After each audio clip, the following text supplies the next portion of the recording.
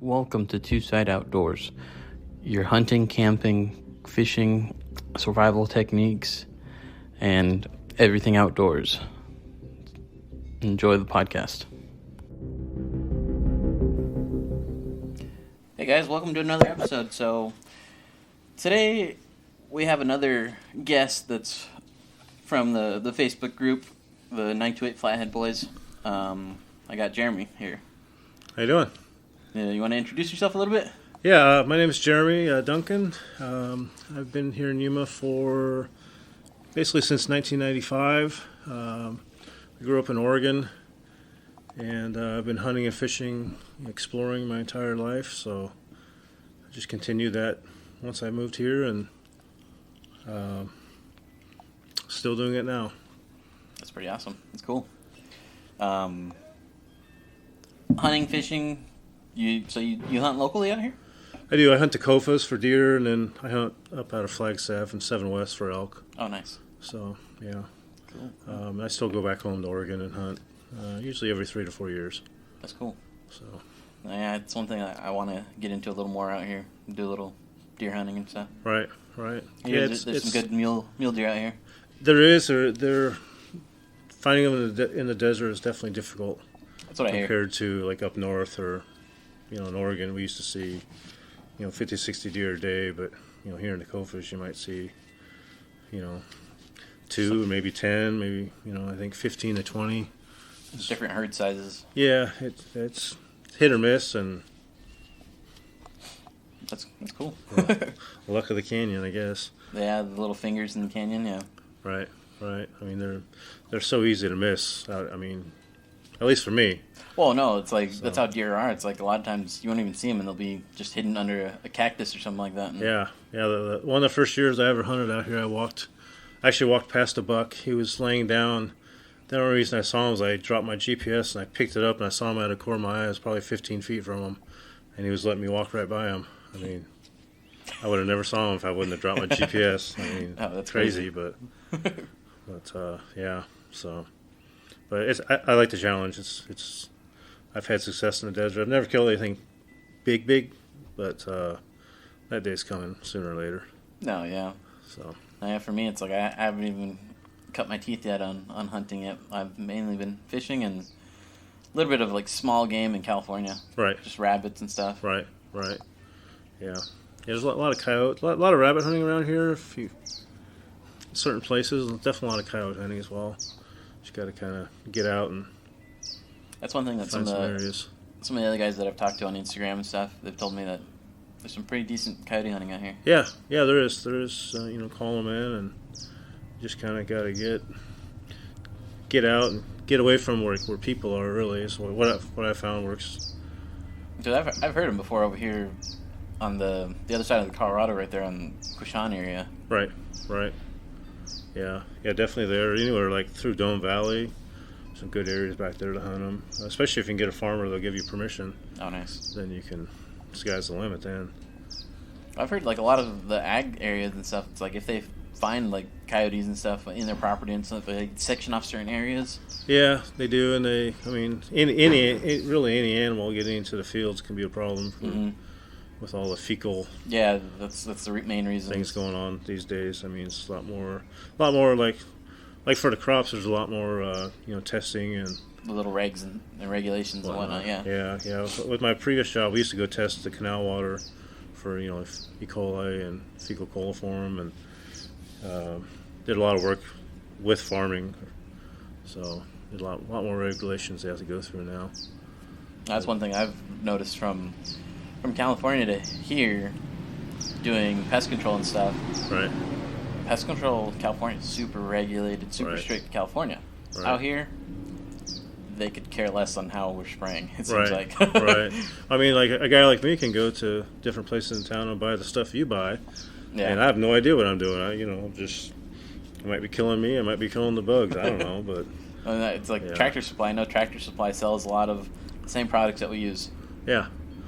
So I mean, a guy like me, I don't know what I'm doing. I mean, I get on my hands. I'm probably breathing it, but yeah, the regulations aren't near as strict here. Yeah.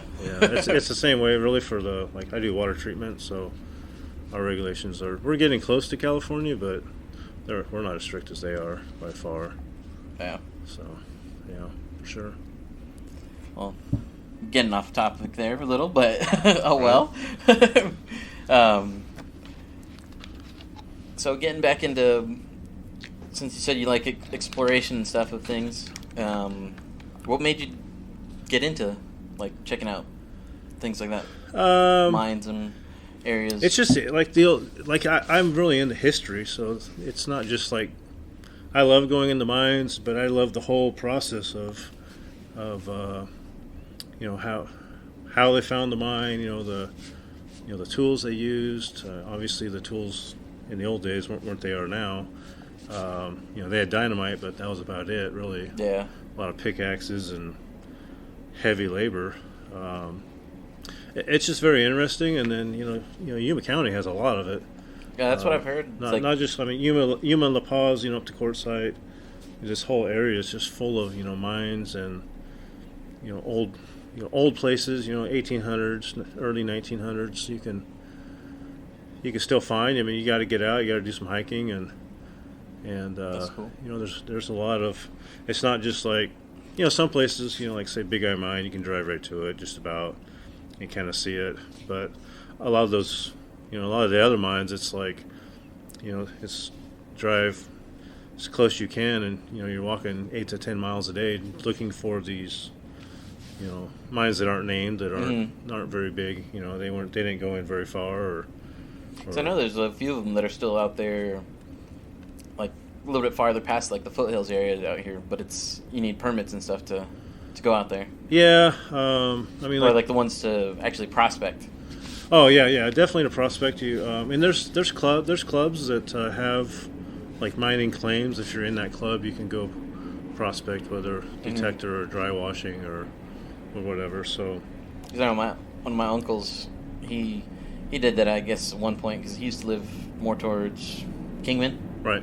And out there, or it was Kingman or like Mead Valley or something like that. That's out there, or Meadview, something. Is it? I don't remember exactly. Real familiar. I've been through Kingman on the Peace Trail, but I'm not real familiar. But yeah, he's out there and just roaming the desert and stuff, and he found a good sized nugget out there. Right. I know people around here that find nuggets. I mean, not nugget like a big, but like a size of pea or something. Oh yeah, like little things. Yeah. Yeah. To me, it's huge. To them, it's not real big, but. That's like the people that do it for quite often. It's like, oh yeah, this thing's tiny. Yeah. But it's like seeing it's like, oh wow, yeah, good sized chunk of gold. Yeah, like in all the mines, I really know nothing about gold mining or so. There's gold, silver, lead mines around here, mica mines. I'm not interested in quartz and stuff. I'm not interested in like mining them. I'm just interested in seeing them and seeing the history. So some of them you can find history on, and some you can't. So you kind of know, okay, this was mined in the 1800s or 1900s, or in different mines you go in, you can see artifacts, and you can date the mine by just by the visuals of the visual. I mean, that dynamite box has a date on it. Of the oldest one I've ever found is 1900. Oh wow! So, that mine was mined in the 1800s, early 1900s at minimum. Mm-hmm. So. If you can't find anything, there's a lot of stuff on the internet about, stuff. It's just you gotta get lucky and find the right page of research. Yeah. But because I know it's like I've been to one of those ones that's a paid one in Julian, right area, and that one was, I think it was the Eagle Mine or something like that. Right. And that one they took us a whole walking tour. Basically, that was about a mile walk where we went quarter of a mile into the mine and then another less than a quarter out the other side, another vent shaft or something. Yeah, they do like, I don't know how if they go into mines or not, but like Red Cloud Mine, they do tours definitely of the tailing piles and the area, and they let you like search. I heard that one. It's like they'll let you do a little prospecting there. Yeah, find little. You can find the wolfenite, which is only found in this area. There's a couple places in the world it's found, but that mine itself only produces that exact color, I guess. So you can look through the tailing piles, and you have to pay. It's not like if you find stuff, it's like you got to pay so many. I think it's like $35 a bucket or something like that. Yeah. It's pretty cheap. But yeah, there's that, and then there's the other mine over by Big Eye Mine. I can't think of the name off the top of my head, but he does tours, but not of the mines, just of the. He has like a little village that looks like a mine. He has a bunch of artifacts. Oh, that's cool. Whatnot. So, but yeah, it's just interesting to me. Yeah, things with deal with history and stuff like that. Those are always really interesting. Right. I agree.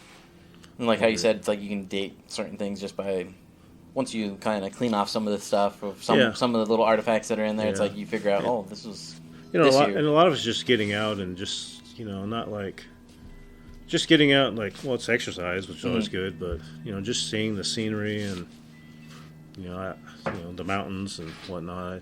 It's just all interesting to me. Oh yeah. Are you ever afraid of like when you're going down some of them or something like that something's gonna happen? There's been a few times where it's like if it's sketchy, I won't go in there. But some mines have been like, I mean, like the mines along the river, for example, along the Colorado. Those mines are used by sheep a lot, so you'll see sheep droppings in them. So, I mean, I was like, hope I never encounter. I always worry about encountering a cat, but I think a sheep would be worse. And stuff out here. Yeah, I think encountering a sheep in a mine would be worse than a cat. But yeah. Yeah. So, but I mean, I guess getting back to the question, I have been nervous about certain things, but not. Because like for me, when I was doing a little exploration with like some of my friends out there in Anza-Borrego Desert, those mud caves that they have out there. Right. Those I'm afraid that because all it is literally is just mud. Yeah. They're all made from just river flows of rain and stuff like that. Right. Yeah, most of mine, especially along the river, all those mines are like pretty solid rock. I mean, obviously it can collapse, and you see signs of it collapsing, but because like the ones that I went into, we went into some spots where it was only like you could only squeeze through it to a certain point, and then it went down to just basically your chest could barely fit through. Right. Yeah. And it's just like this is getting a little claustrophobic here. Yeah. See, like that's never bothered me. I mean, if it's something that's caved in, I won't. I'll just turn around, or there's too many places to look at to really risk it. But as far as being claustrophobic, I have zero claustrophobia. That's why it's like I'm not too claustrophobic or anything like with it, but it's just like there's like the times where it's like, okay, this is getting tight. Right. Yeah, I agree. And then obviously in any kind of mine, you can't be afraid of the dark because it's. Oh no, yeah, it gets pitch dark in there. Yeah, so. That's one thing that's like we noticed when we went into some of those ones. It's just like everybody turn your lights off, and it's just like. Right. Yeah. You can't even see your hand in front of you. Can't see your hand, and it's dead still and quiet, and. Yeah. Yeah, you don't. It's a little trip. Yeah, it's definitely different. It's a different feeling. Just it's so quiet. Yeah. So unless there's ghosts in there, then maybe it'd be. Maybe. But I don't know. I have one video where, I mean, who knows what it was, but it sounded like someone was whistling in there. It was wow. One of the ones I was just walking. It sounds like at one certain point, it sounds like someone makes like this whistle sound, which I didn't even hear it there. I didn't hear it until I watched the video later. So I mean, it could have been the wind. It's hard to, I have no idea. I didn't see anything.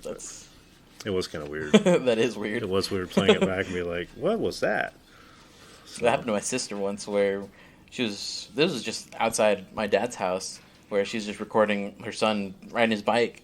Right. And then on the camera, it picked up something, they're coming. Right. And it was like, what is that? And then right after that, the dog started barking. Right. So it was just like, well, what was going on there? Why? Right. Who did that? Yeah.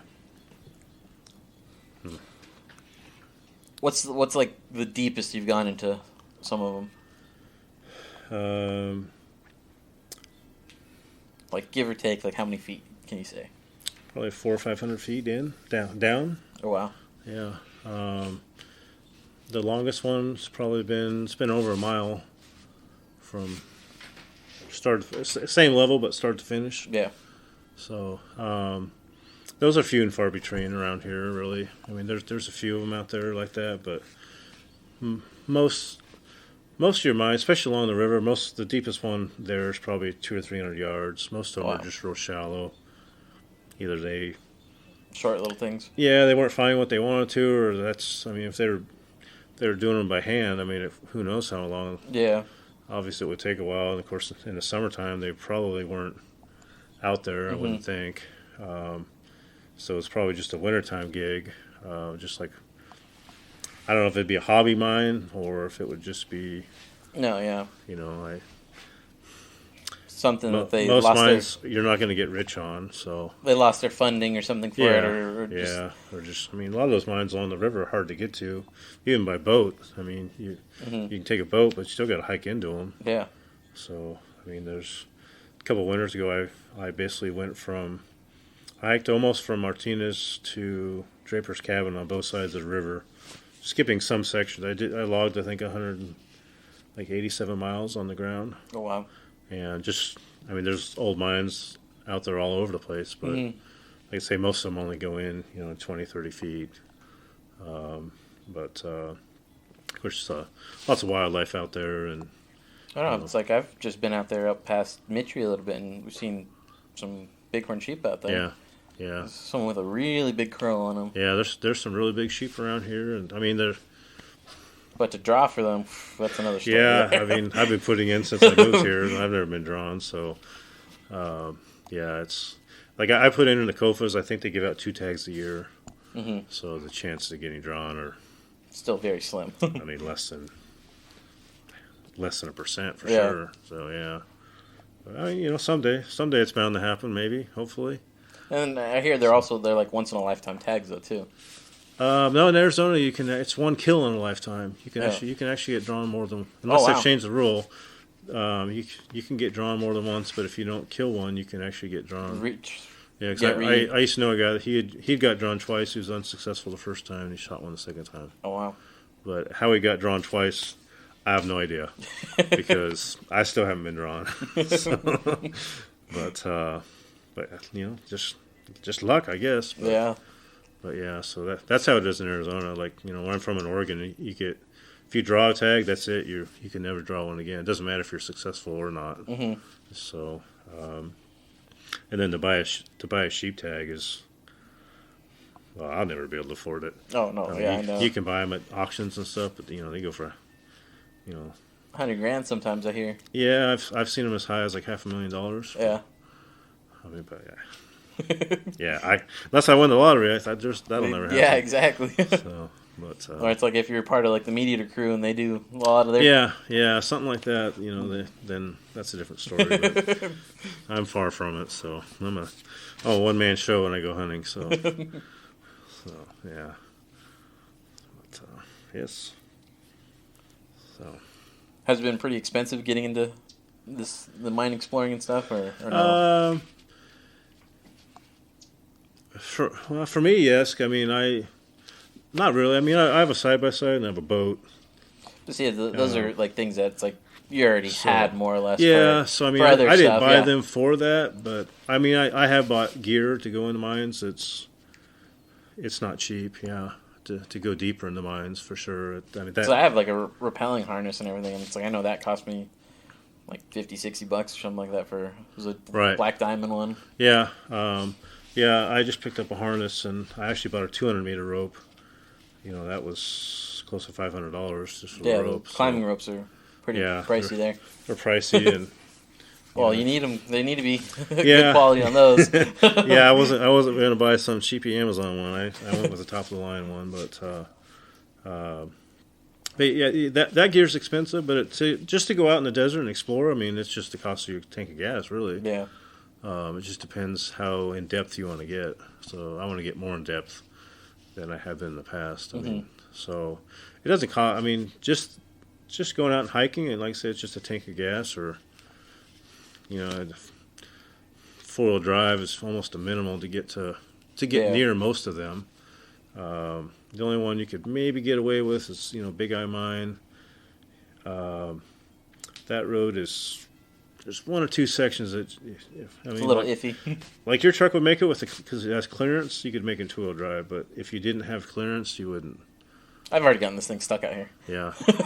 But that was I've been stuck many times. That area, Schitt's Creek area. Oh, right. Yeah, Yeah. I got stuck in the sand right there. Yeah, coming from Oregon, we didn't have sand, so it took me a while to figure out how to drive in the sand. And Oh no, it's like I aired down a little bit, but even then, this thing still, it's a 2-wheel drive, but what is it, negative traction? yeah, right. Where one wheel will when it gets traction or whatever it is. Right. So I'm just like Yeah. sink. Yeah. So I get that, unfortunately, but well, if you ever get stuck, I'm off. You got my number. So for sure. No, yeah, I slowly want to upgrade that thing. I want to at least put a locker in it and kind of give me a little extra bit of a boost there. Right. Oh yeah, for sure. For sure. Yeah, I mean, 4-wheel drive definitely helps. I rarely use with the side by side. I rarely even use my truck anymore, but it's just so much handier. I can ride right from my house to pretty much everywhere I go. That's cool. So, and the longest stretch of pavement's I think 21 miles that I have to ride on. The rest of it's all dirt. So nice for the areas that I go. So makes it nice. Have you ever found yourself stuck in one and couldn't get out? Stuck in a mine? Yeah. Or No. gotten to a point where...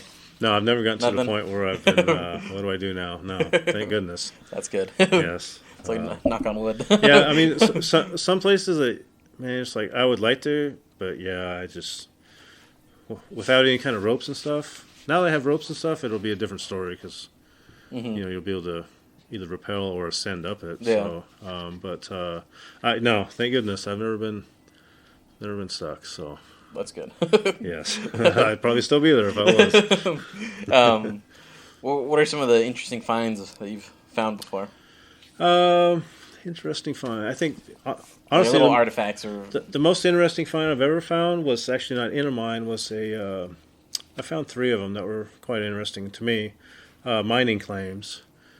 So in the old days, you'd go to the 2 of them have Yuma's name on them, and one of them it's a California area. The 2 from Yuma were from Yuma County. One of them was along the river. It was a quartz mine, and it was dated 1929. Oh wow! It was in the the Prince Albert tobacco tin. That's what they would put them in back in the day. And unfortunately, when I took it out and unfolded, it was so brittle that it was just like... It just fell apart. Yeah, I was able to take pictures of get the date and Yuma and the guy's name, and of course I looked him up and could find nothing. But I tried to put it back in the tin and put it back where I found it, but it went back in like small pieces. So I mean, it's worthless. Someone else pulls it out, it's going to be dust by the time. Yeah. If someone else ever finds it, it was a long ways from. I was up. It was below Picacho on the Arizona side, but getting to it from a vehicle would be probably a 30-mile walk. So it's really accessible by boat only. But oh wow! And even by boat was at least a mile and a half off the river, so it was up there. But actually, the most interesting one I found was it was in the vicinity of Big Eye Mine. It was probably about a mile from the mine, and it had it was from 1933 in a tobacco tin. Surprisingly, the tobacco tin still had writing on it. It was they put them in big piles of rocks, and they usually put like right underneath the top rock. So this one was underneath 2 or 3 rocks, so it was just more protected from the rain, I guess. But I actually was able to pull it out, read the entire thing. It was dated 1933, and it had 2 names on it. One was Pauline Taylor, she was the last mine watchman of the Big Eye Mine. She passed away in the 50s. And then the other name on it was F.E. Crowder. So F.E. Crowder was one of the original shareholders of the Big Eye Mine. When it originally opened. So I thought that was really cool. That is cool. You could read the entire thing. It did have where, of course, they have to fold it up to put it in there. Where the creases were, it was definitely falling apart. Yeah, it came out in 3 pieces, but I mean, you could read the entire thing. So that was probably the most interesting thing I've ever found, I guess, outside of a mine. I found another one that also had Pauline Taylor's name on it from 1949, and just on claims that they had never been worked. Yeah. They would, anybody can go get a claim on a chunk of land as long as there's no claim on it for the mineral rights. Yeah. And that's what they had done. I don't know if they just thought, well, maybe someday we'll come do it's some digging here. I've seen some that are up towards like Phoenix area, outskirts of Phoenix. Yeah. That you can pay $5,000-$6,000 and you get like a little chunk of land. Yeah, so you don't own the land, but you own the claim rights to it. So, and you still, like, if you're out in the desert now, they put them on PVC pipes, so you'll see an old faded white or yellow because they fade from the sun. And usually inside those or right next to them, you'll see a jar and they'll have like a modern day claim. The newest claim I've ever found was from like 2002. Oh wow! That was out east, and it was. I mean, the guy dug maybe a 10-foot little hole, and that was it. So, but it's still his. Even though it's so old, it's still his claim. Yeah. So you can't. It's like he hasn't sold it or done anything to it. Yeah. And I don't know. I think you can sell. I'm not sure how that works, but I mean, obviously, it was a hobby for him. Yeah. He went out and dug a little bit, and it's in the middle of nowhere. It's walk into it, walk out, so it's not like unless you had horses or mules. I mean, yeah. It'd be some heavy trips hauling out some ore, because in reality, most of the gold around here, especially in the mines, you're not pulling out nuggets. It's pulling out like a piece of ore, and then they're grinding that ore into a powder. Yeah, and then you have to refine it from that. It's fine gold they're going after. It's not like nuggets. You don't walk through these mines and you see a nugget on the wall. You might see it all. You can see the ore. You can see what they were going. The vein that they're going after, but you can't. Yeah. You can. It's just And it's like you said, it's like you don't normally just find just nuggets here and there. It's like you'll find the section of it that was in that little vein. Yeah. I mean, if you actually find, I've never seen it in person. I've seen pictures of around here even where it's a vein of gold and you can see the actual vein. In the quartz. Mm-hmm. It's maybe a quarter inch wide, or I've heard of them being a couple feet wide, but seeing a vein like that, of course, in a mine, they would have gone after that. Yeah. They wouldn't have left any of that behind. No, yeah. That's a no-brainer, so... And it's like, even though a lot of the nuggets and stuff that you do find, those are ones that probably came from a vein, but there was water running over it, which causes it to erode and come out. Right. Yeah, for sure. And then, all these washes, are rivers at one point in time, so they carry stuff down, and, That's why it's like most people do find the little nuggets and stuff in a wash that those nuggets have come from somewhere else. Yeah. They haven't just been hanging out there forever. No. So I know a lot of people that do it. It's not an easy process, and it's not. The people I know, I don't think anyone's ever they don't really make money. It's more of a hobby. Yeah. It's like I have a hobby of going and finding them and looking at them, and that's it. But their hobby is actually dry washing and digging holes in a wash, and which sounds cool, but I've just never gotten into it. It's just a long process of doing things. Yeah, and it's like I say, they're not getting rich off of it. To find an ounce of gold, it's like how many times are you gonna have to sit out there and work for hours and hours? Yeah, the gas to get out there, and then the equipment's not cheap, of course, like anything else. But it's just a hobby. Every day is hobbies. And that's theirs. Mine's finding stuff, but yeah. So the outside would be the claim. Inside of a mine, it's always cool to find dynamite boxes. I've never found live dynamite, which thank goodness. But that'd be kind of scary at the same time. Yeah, that's something you'd how stable it actually is. Yeah, you would definitely want to stay away from that. You would never want to touch it or get near it, really. The dynamite boxes are neat. Like I say, a guy I know found a pair of jeans from. They dated from between 1909 and 1911. They were stronghold jeans, so and they just had one rip in the knee. Other than that, other than being like super dirty, they were actually in really good shape. So I have found a pair of jeans that were missing the legs. Almost like Daisy Dukes, so they were pretty ratty, but they were stronghold jeans as well. So, and they're still sitting there for the next guy to find. They're, the actual pair of jeans would be worth some money, but and I don't know. Would I take them? I've often asked myself, would I take them or leave them for the next guy to find? I don't know. It's hard to say. If they were Levi's, I'd probably take them because old Levi's are worth a lot of money. Yeah, I could probably that'd be my retirement for me. But mine boxes are cool. Old bottles. I found bottles from the 50s to the 1900s. Finding them from the 1900s that aren't cracked seems to be very difficult. Obviously, inside of a mine, there's not, unless they set them down gently. If they drop them, they're going to crack. Even though they're thicker than modern day glass and stuff. Yeah. Yeah. So that the last mine I was in, I found actually boxes that were instead of dynamite, they were candle wax or candle boxes. So. That's back in the day. They were using candles to light their way instead of the old hats and stuff that they have a little mirrored piece of metal with the candle on it. Yeah, or even back then they would have had carbide lamps as well, but this was a box that had candles. It didn't have any candles left in it, but I found boxes that said Dome, Arizona on them. I found them that said Yuma, Arizona on them. Oh wow! That were early 1900s. That's probably the highlights. You find a lot of drill bits because even 1900s they had compressors, so they would have had. That was like one thing that I had seen as well when we explored that one in Julian. They had the whole display of what it was, right? And that was pretty cool. It's like we seen all the hand drills that they had, the pneumatic drills, the jackhammers and stuff like that. Right. Yeah.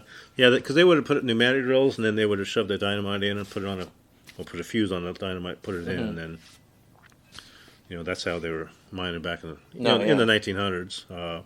Most mining, some miners I think legitimately just used the pick and a little bit of dynamite and just kind of went as they went. But small operations like that, they weren't high budget.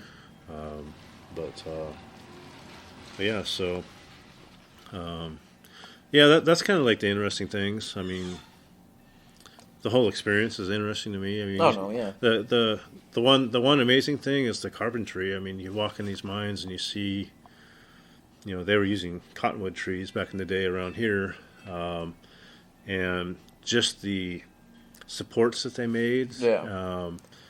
There's one mine that the cottonwood tree is probably like 2 feet in diameter. It's about 18 feet tall. Oh wow! It's like how did they get it? In there in the first place, carrying. Obviously it took lots of people, but how did they? It's just amazing because that was all done by hand. That was done by hand. Yeah. They didn't have pulleys on the, above them or whatever. I'm sure they had some kind of something, but that's crazy. It's hard labor, but the whole architecture is interesting. So with seeing stuff like that, basically using that as like structure support kind of things. Yeah. I'd be afraid of that because of what this area and certain areas around here are known for with like the line of work that I do, pest control. Right. Because the termites. Right. I've never seen signs of termites in a mine.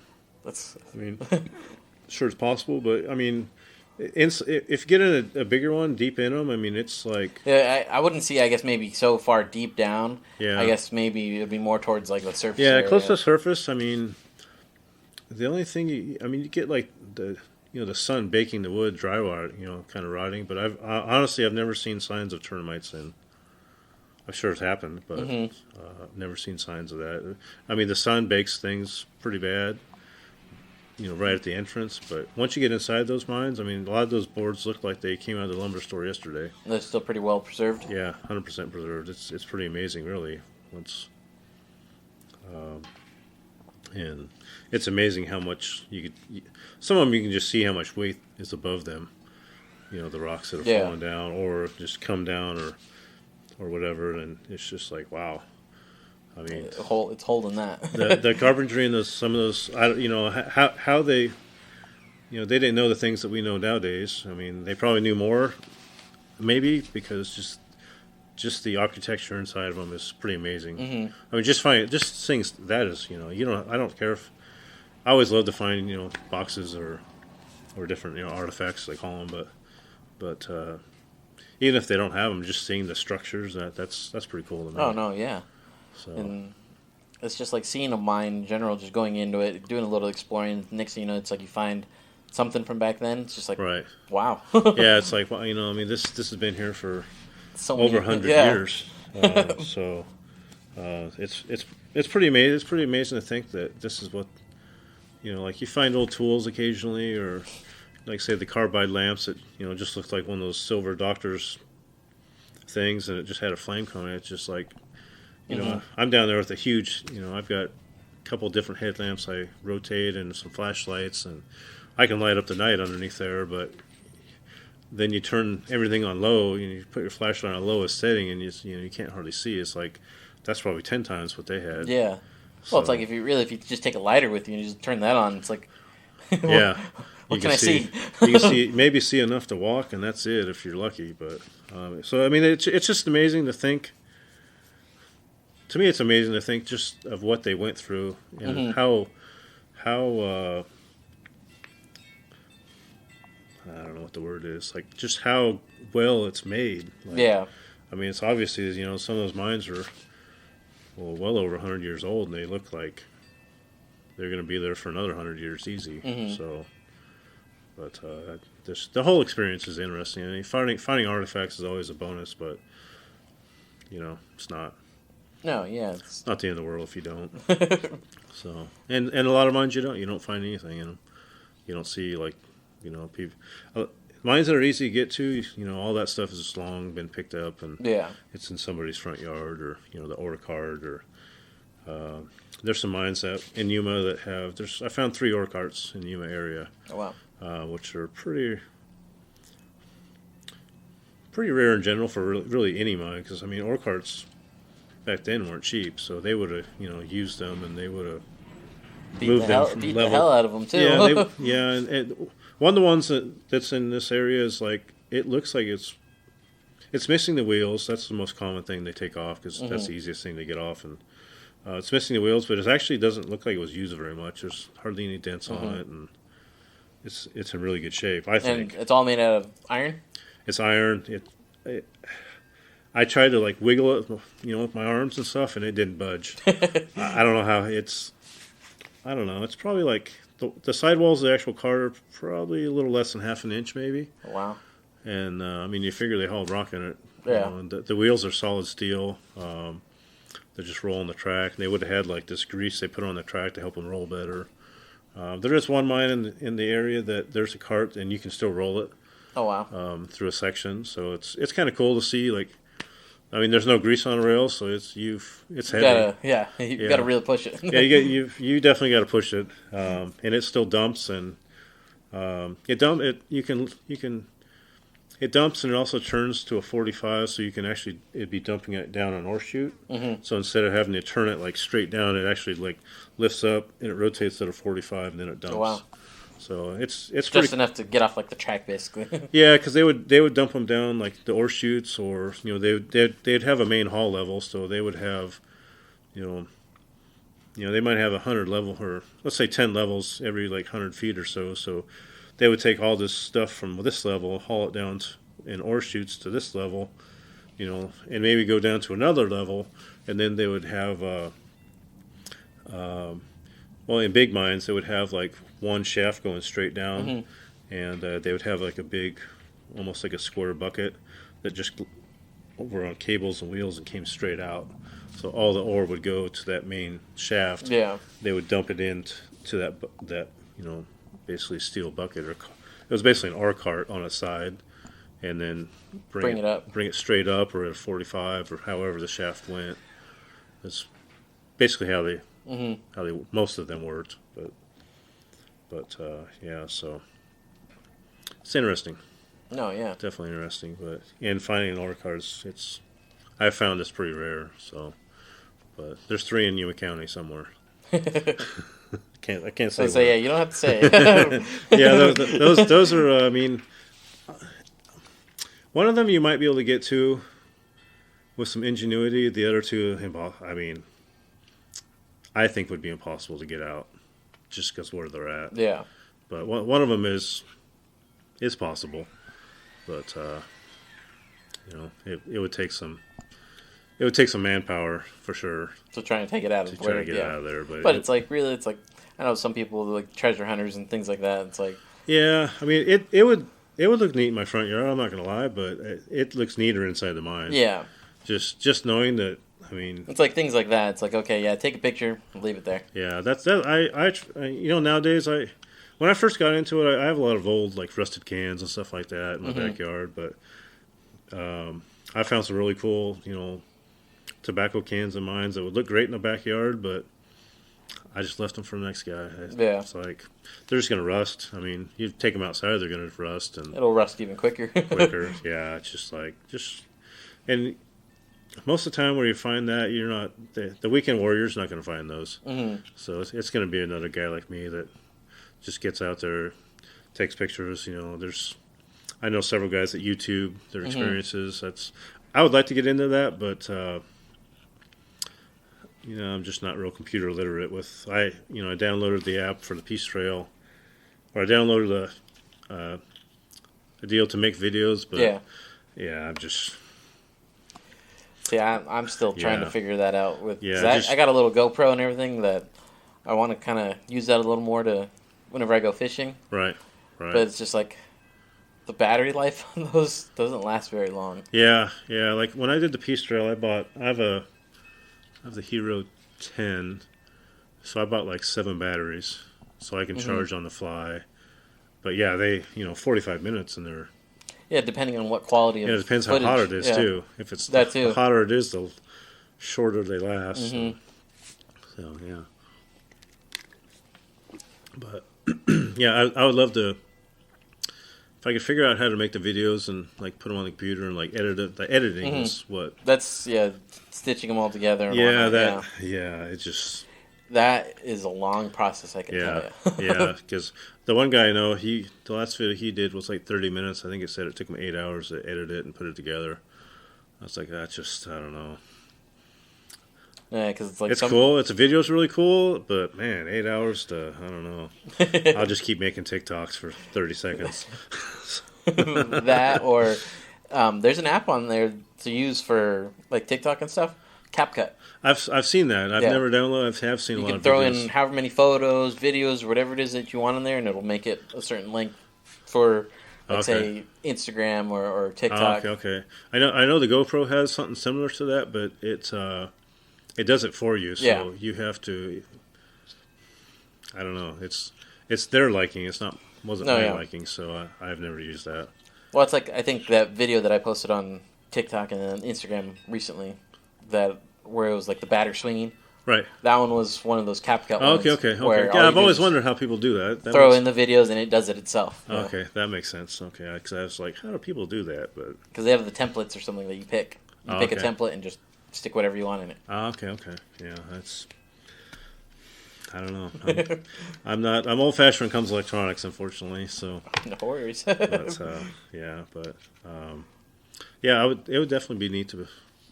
I mean, I video on my phone and stuff like that, but it's not the same, really. No, yeah. Yeah. But, oh well.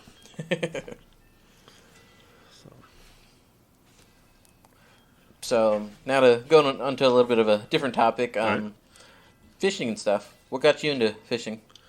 I grew up fishing. I grew up in Oregon, and we lived, we lived a mile and a half from the Deschutes River, which is. It was kind of like the Gila River here, maybe a little bigger than that. So I just grew up fishing my whole life. So, and then when I moved here, it was totally different. The bass fishing is different here.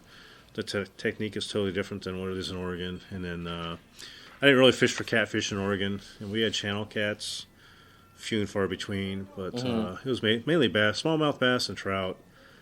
We did do some steelhead fishing, salmon fishing when they ran for the winter run. But so when I moved here, it was definitely a change. I was like most other guys. I fished from the bank, and some spots were good, some spots were not so good. Yeah. Bank access is horrible around here. I mean, Mitri Lake is There's a lot of overgrowth around a it. lot of overgrowth. Some of it's very steep off the edge. Unfortunately, in the wintertime, the winter visitors camp in those spots, so you have the access is even worse. I noticed that with Fortuna. Fortuna used to be really bad because they used to camp like right on the water.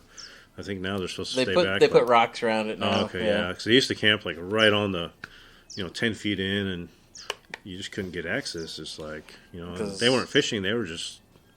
When we first moved out here, I went out there a few times, and that's where I caught my first channel. One of the ones that they stocked there. Right. And it was funny. It was off of trout bait. Right. Right. Garlic trout. Just put it in. Didn't expect it. And it was like, cut it off a trout hook too. Just tiny little hook. Right. Barely hooked in the corner of the mouth. Right. And their snowbirds hadn't came in yet, and it wasn't until I think I went back again in December or January, right, and crowded the whole way around. Yeah, that's unfortunate. I don't think they enforce the 14-day camp limit.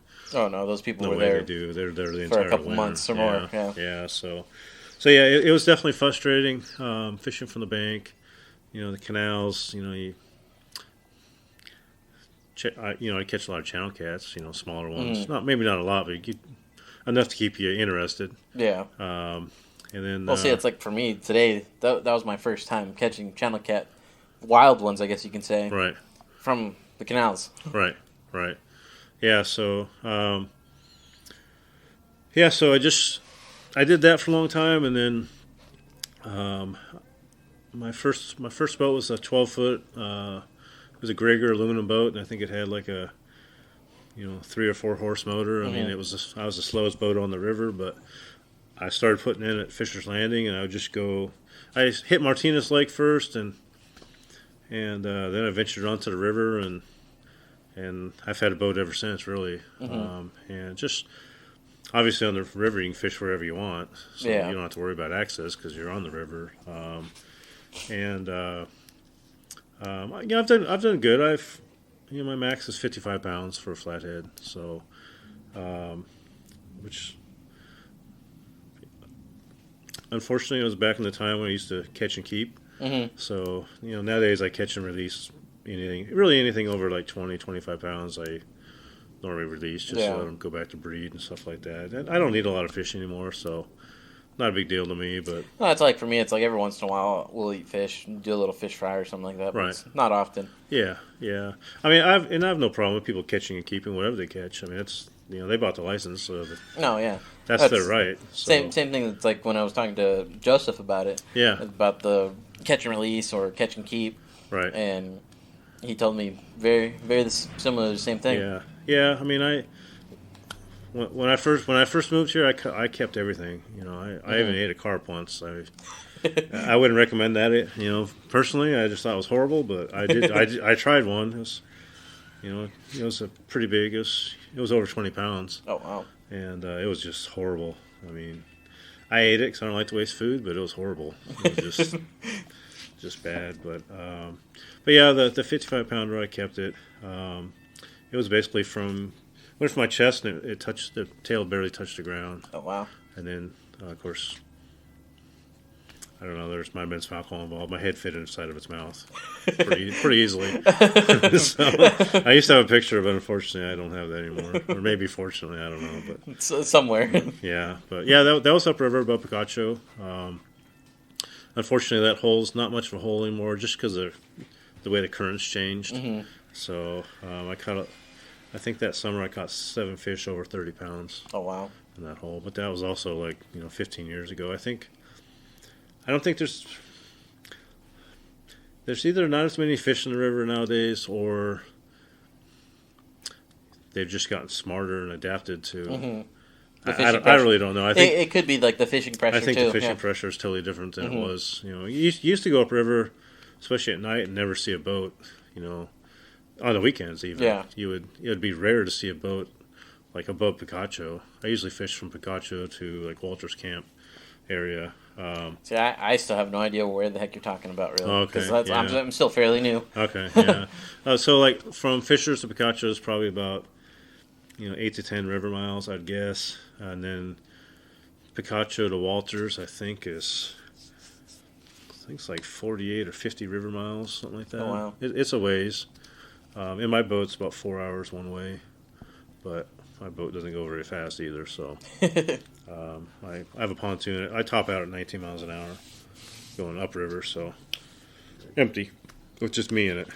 When I went last weekend with Lugo and Alfredo, we were averaging about 15 miles an hour.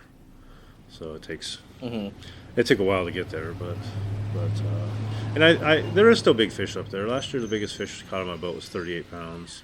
That's still decent sized three fish. that were over 30. So those are still decent sized fish. yeah, there's still big fish in the river. I mean, I wouldn't be surprised if the record came. I think it's in Bartlett Lake right now, but I know there's big fish in the river. I used to know a guy that he caught one that was, I want to say like 63 pounds. So he caught it and released it. He had pictures of it and the girth, and it was, I mean, the pictures of him holding it. I mean, he was shorter than I was, but it was up to his chin. He was just kind of holding it, or maybe another guy was helping him. I can't remember, but it was just huge. He caught it just above Picacho. It was probably 10, 12 years ago, but yeah. So there's big fish out there, and just if you ever get a chance, the river's just the access, because you can fish from. No, yeah, it's like one of these days you don't I have to want worry to take about the tulies. my kayak out and go out there. Yeah, there's actually a lot. When the weekend of Lugo's first tournament, there was you see, and it's more in the summertime, but you see a lot of people that canoe from.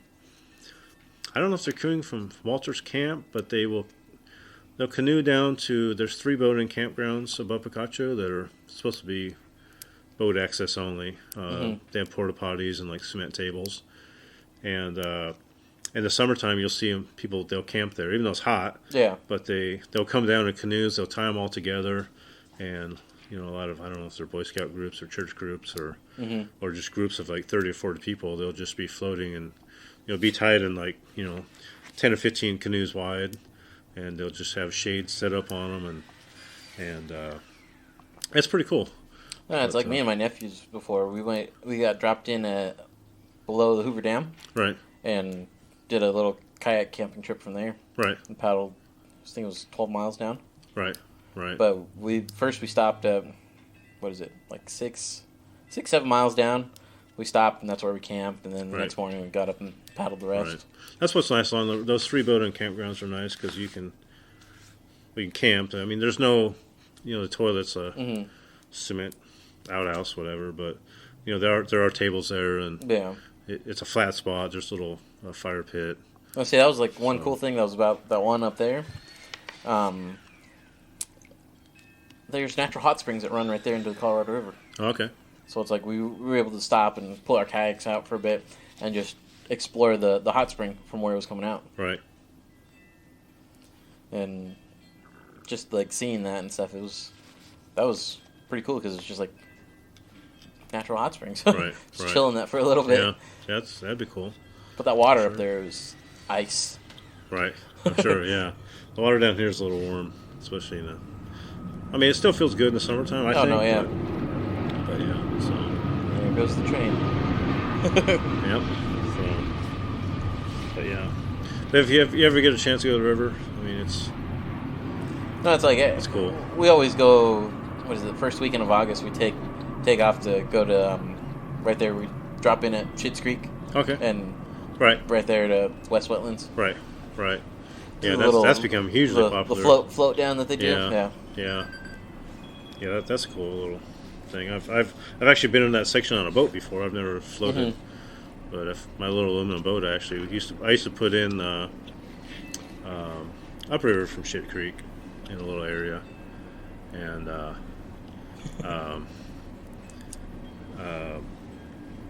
then float down or drive down because that little boat didn't take any water at all. So nice.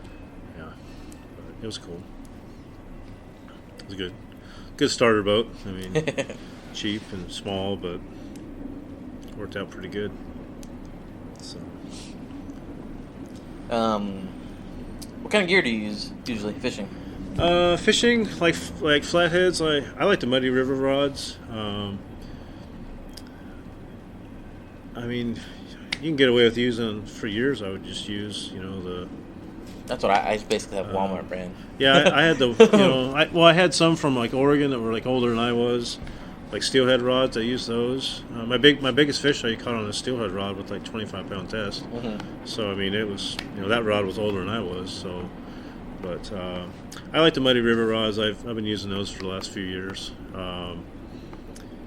and I've always used braid since I started catching fish regularly. Larger fish, yeah. Larger fish. I went to braid. It's just you don't break off as much. That was like today. I had a 30-pound leader Right. on a treble Right. connected to the braid, and think first pull to set the hook. Right. Wow. Yeah, I like currently I run 85-pound braid and I use a 100-pound leader. Oh wow. So, but it'd probably overkill. But someday Well, it's like for me, I've been using 50-pound braid, and then I use 30-pound leader every now and then, or otherwise I just go with whatever it was set up with, or use a steel leader. Right. Yeah, I've tried steel leaders. I mean, they work. I mean, I don't know. I've been using the heavy braid and heavy leader. I mean, I think 100 pounds, like, well, if I ever catch that monster, it'll probably be worth it. But yeah. It's probably a little overkill. But I mean, I think anywhere from like 50 to 80 on the braid, and then 30 to maybe 80 on the leader would be more than adequate around here. Mm-hmm.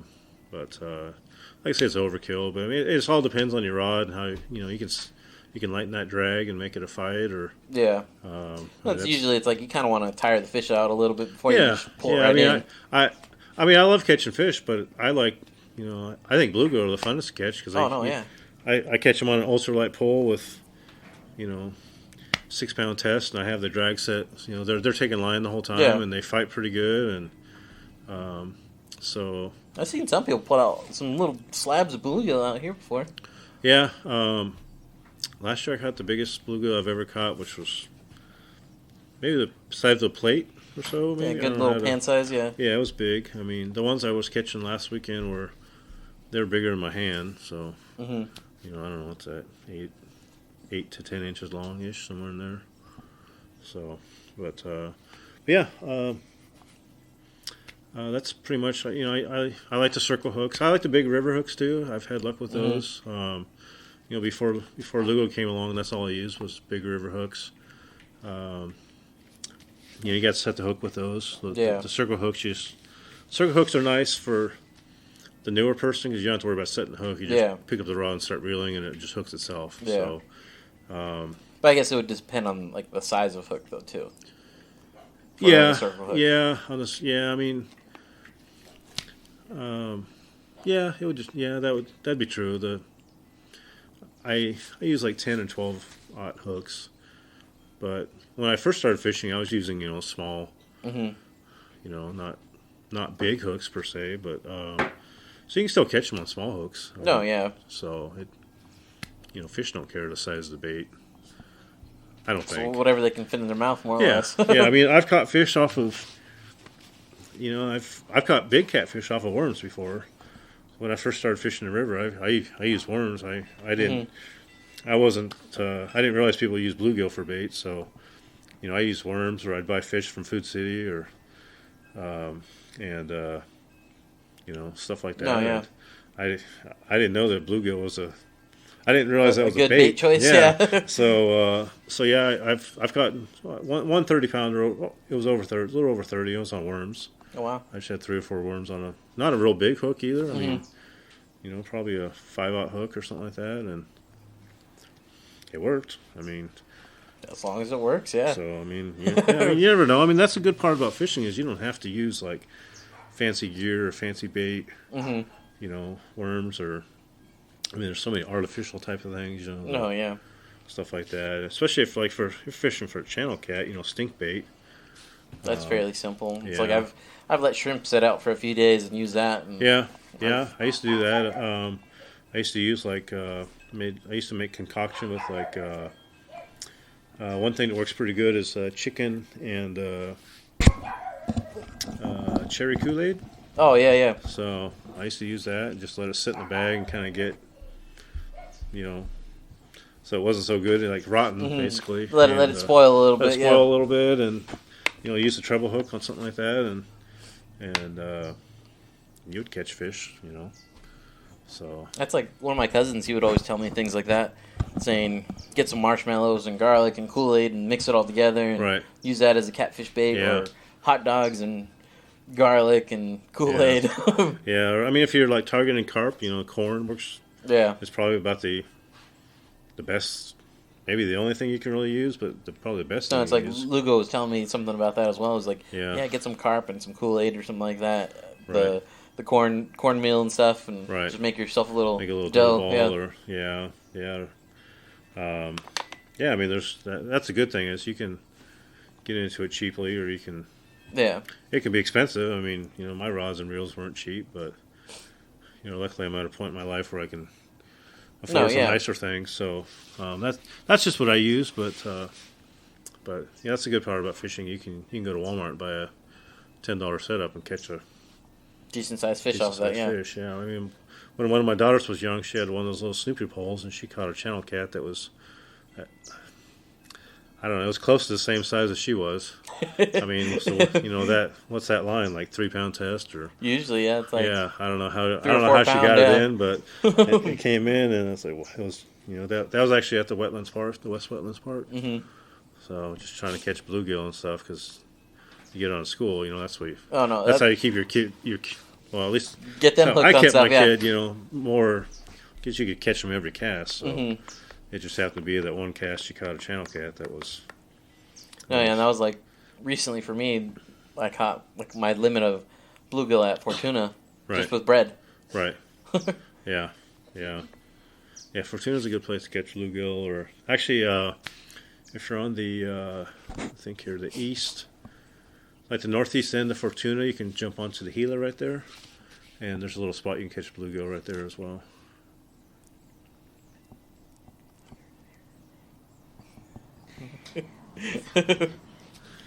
Right. So, yeah. No, yeah. I think it was the West End where I was. Yeah. Okay. Yeah. Like where all like the reeds and the tulies and stuff were. Yeah. Right. Yeah. Yeah, that's a good place. There's another good place if you're going to Mitri. Right there. It's right after that bridge. It's all fenced off now. The peace. Swastikas, which. Oh yeah. Those are like it means peace and. Well, because the way they're angled, yeah. Yeah. But right there is a palm tree, and you can kind of get in behind it. That's a good place for bluegill. Or it used to be. Mm-hmm. It used to be my go-to spot with the kids. It was easy to get to, and I haven't really tried Mitri yet. Yeah. I've passed by it a few times because we were looking for an area to swim, but it was just like, there's not really any areas to swim. Yeah, Mitri's so muddy, and there's so many weeds flying. I don't know. I probably wouldn't swim there myself, but. You see people doing it. Yeah. So, yeah. So, but yeah. Your favorite species of fish? To catch, probably I'd say flathead. Flats. I mean, I love going to the ocean. Nothing beats the ocean, really. Yeah, I mean, because you can catch a big variety there, but. Yeah, flathead. I mean, I still like to go home and catch, smallmouth bass, or depending where you go, we can catch rainbow trout or different species of rainbow, German browns or Dolly Vardens. Oh wow! Depending where we go, but I mean, I like to catch just any fish really. You get that. I don't know, that feeling through the rod and through your. Oh no! Yeah. Yeah, I don't know how to explain that feeling, but once you feel it, once you feel it, you'll never forget it. But, yeah. But so, I think probably flathead, just because they. I mean, I know bass fight well, but I just catfish do a different kind of fight compared to like bass or like bluegill or trout, really. Right. It's a different fight, but when you catch a bigger one, I mean. Smaller ones sometimes. I was surprised with these guys. It's like I hooked them and I was like, "Dang, it took down pretty good." Right. I mean, those are pretty decent size little for 5-6 pounders. Yeah, for a channel cat, that's a good size, really. So I mean, I think the biggest channel I ever caught was right at the inlet to Martinez Lake, and it was like 36 or 37 inches. Oh, wow. But I don't remember what it weighed, but it was pretty decent size. But yeah, I mean they fight good. So What are some of your go-to baits? in the river, I only use bluegill. Live bait, really? Live bait or cut bait. This last tournament of Leslie's, I used only cut bait, and I used live bait and I didn't catch anything, but I only caught fish off of cut bait. Mm-hmm. So Switch it up here and there. I do. I've started ever since I've talked to Kuhn, and he caught all his fish last year on cut bait only. Maybe that's a secret. I don't know, but sorry, David. Well, maybe it could even be just certain areas that fish prefer. Yeah, because I mean, it's hard to say. Yeah. And what they're feeding on, what they're spawn, pre-spawn. Generally, I use live bait. Generally, just only, but I'm trying to mix it up this year. Try some different things. Actually, on Leslie's tournament, I tried, instead of sitting in one spot or maybe moving to a second spot, I basically fished for about 40 minutes each spot, and I moved. So I just kept bouncing around, bouncing, and I wanted to try a lot of spots I've never tried before. I went almost up to Walter's camp and fished down. I ended up right below, my last spot was right below Picacho, so I did a lot of moving, but yeah, it was just something different. I mean, I don't know if it worked. I think I got 5th in that tournament. That's not bad. But it's just fun to get out. No, yeah. I have no problem getting skunked. I've been skunked many times on the river. Well, see, it's like right now, my wife, she gets mad at me sometimes because she's like, whenever you go by yourself, you always come back with something. Right. Whenever we go together, I don't get shit. Right.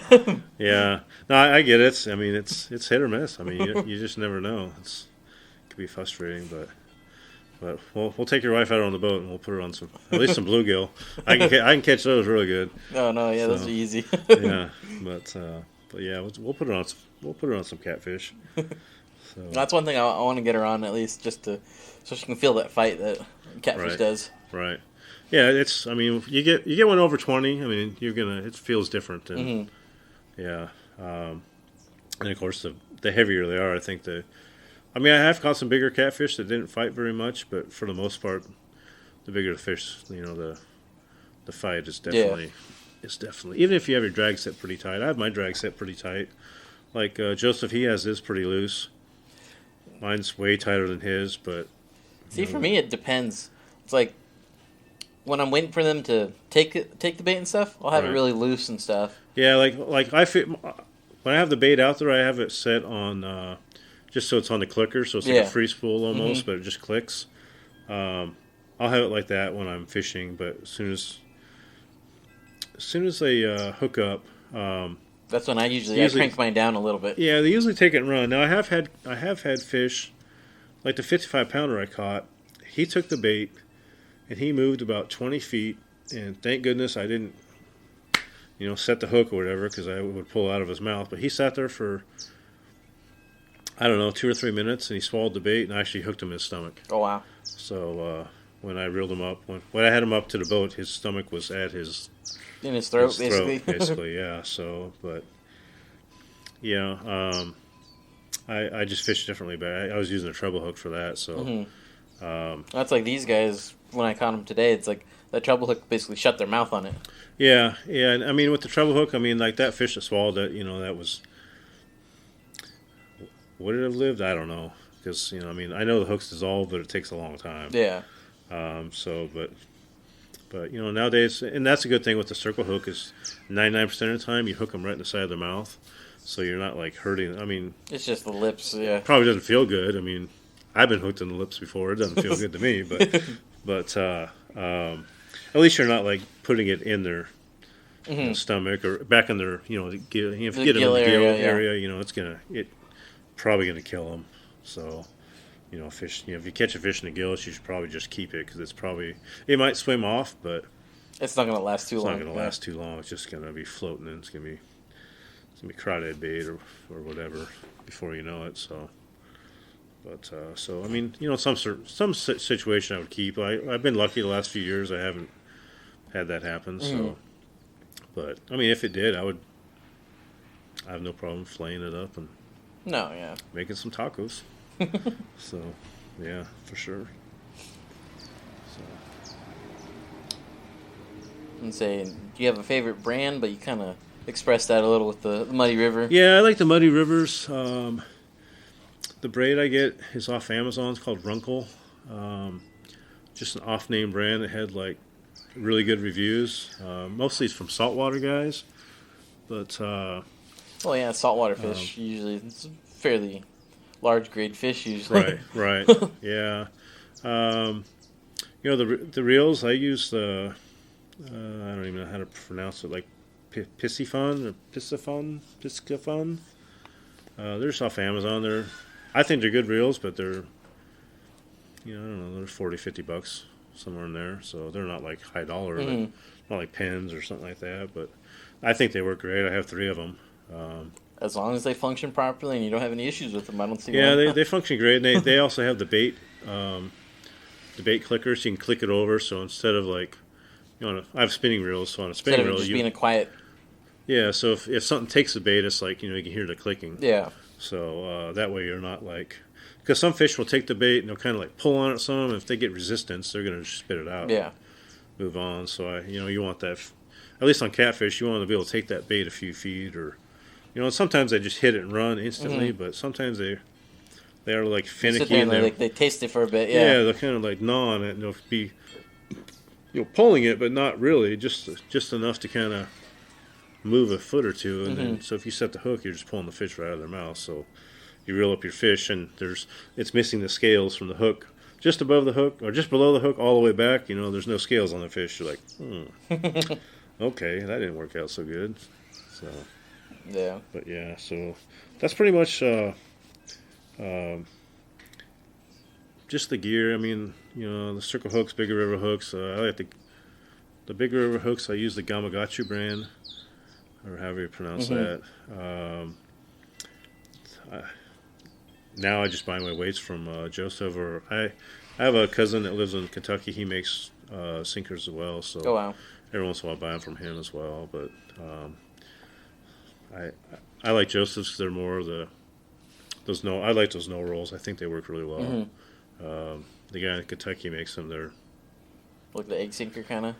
Yeah, not like egg, but they're kind of shaped like they're like long and skinny, kind of. I don't know what you'd call that shape, but like a little torpedo weight kind of. Yeah, thing. Yeah, almost like a torpedo. Yeah, so those work. They're just harder to rig up. So I mean, I don't know. I'm kind of lazy when I'm not lazy when I'm tying my stuff up, but I like those no rolls you just put on the line with a couple. I just use like Joseph used those round beads from Muddy like Whisker Seekers, but I buy mine from Amazon. Little plastic weed. Yeah, I buy mine from Amazon. They're glow in the dark and they're like a rubber kind of material. I mean, to me, all they do is they're keeping that sinker from hitting the swivel, and it'll snap your line eventually. Yeah. So mine glow in the dark. Whether they glow underwater, I have no idea. But I do use the Demon Dragons. I think they help. Not necessary. What are those really? Because I've never. Demon Dragons. They're almost like a Rapala that have balls in them so they make noise. Rattles a little bit. They rattle. They float. If you're using cut bait, they keep your bait off the bottom. So it's my leader's probably like 30 inches long. So my bait will, in theory, be 25 to 30 inches off the bottom or so. Just to keep it from getting caught on crap and whatever. So, but you don't need them. I fished for years. I didn't have Demon Dragons, or even before Demon Dragons came out, I started using the Rapalas, especially on the lower river where there's a lot of turtles.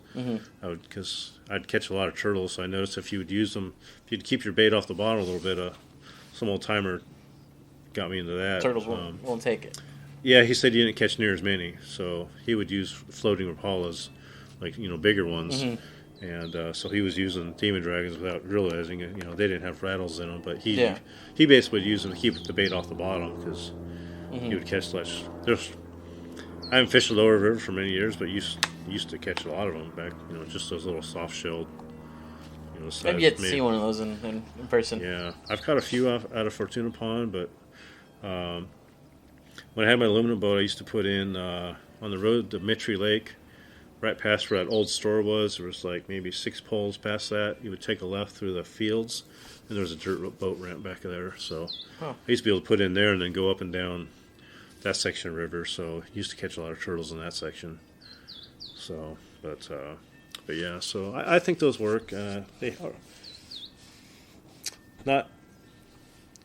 They're not necessary, but they definitely help. Yeah. All the fish I've caught in the last couple of years have had demon dragons. And I fished without them, too, just to see. And it seems like I catch a lot more fish with them than without them. Yeah. So, but yeah, that's basically what my setup is. My rods are 1-piece, 7-footers.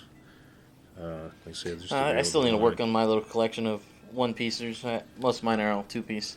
Yeah, and I had 2-piece for years. I mean, there's nothing wrong. I think the 1-piece lasted. I think you get better, maybe feeling out of them. Yeah. You don't have to worry about them coming apart mid fight or whatever. I mean, I've had that happen before. But I mean there's nothing wrong with those at all. I mean, yeah. I've even thought about taking my big ocean surf rod to try and cast freaking way out there. Right. But then I'm just like, I don't want to mess this thing up either. Right. Yeah. True.